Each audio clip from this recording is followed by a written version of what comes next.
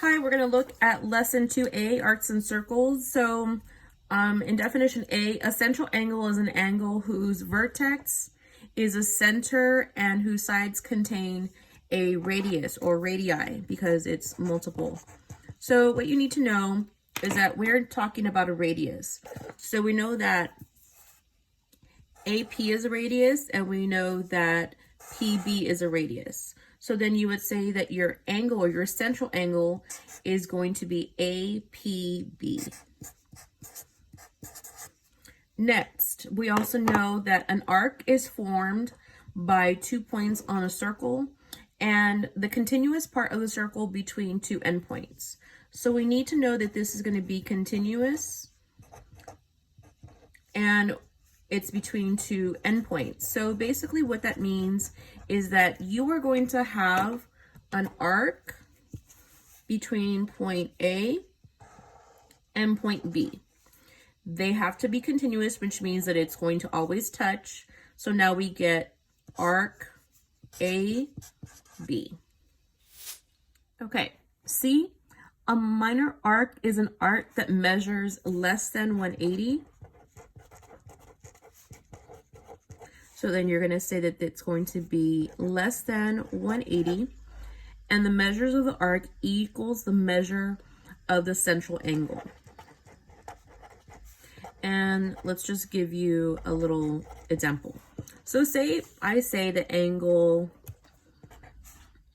APB is equivalent to 70 degrees. So we say that this right here is 70 degrees. We can also say that the measure of arc AB also equals 70 degrees. Next, a major arc is an arc that measures more than 180. And as a inequality, it's going to be more than 180. We also know that the measure of the arc is 360 minus the measure of the minor arc. And this is going to be with the same endpoints. So I'm going to give you an example and we're going to say that these all refer to the same arc. So I'm going to say that I have arc ACB, I have arc ADB, and I have arc AEB. And I'm saying that all of these refer to the same arc. Also, you need to know that a semicircle is an arc that measures exactly 180 degrees. So say we look at the arc ABC. We're saying that that angle APD are all equal to 180.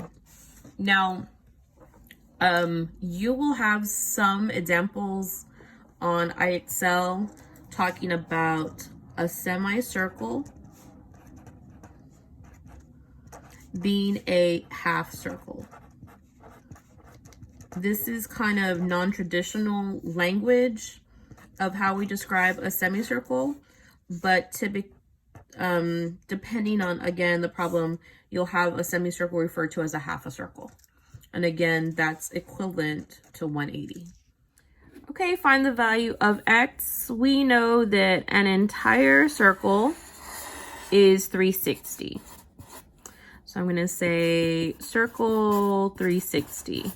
If I have this central angle and this is 240 and this angle is x, I'm going to say that I have 360 minus 240 equals x. So x is going to equal 120. Number 2, find the value of x. I have a semicircle right here. So I know that a semicircle is equal to 180. I know that I have 3 congruent angles within my semicircle. So I'm going to say that x equals 180 over 3, and then my x will equal 60 degrees. Okay, number 3, find the measures of these 3 arcs. So I know that arc MN is the same as its central angle, so that's going to be 80 degrees. I know that arc MP is going to be a half circle, right? So, or semicircle, and that's 180 degrees.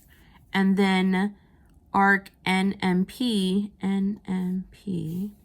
so arc NMP is equivalent to the arc MN added to arc MP.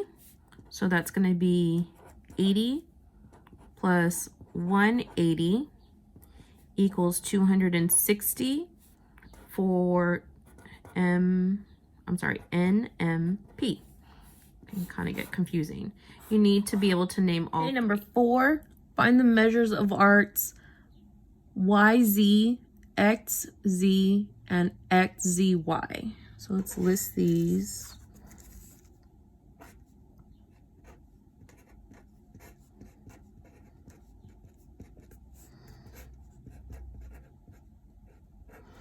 Okay, so remember that if the central angle, whatever degree that is, it's going to be the same for the arc. These are actually congruent, so I can say that YZ is 45, and then XZ is found right here, but if I go further, I get a half circle. So then you can say that 180 minus 45 is going to be XZ. So arc XZ is equal to 135. And then arc XZY, XZY. So XZY is just a half circle. So this is a semicircle, which is equivalent to 180.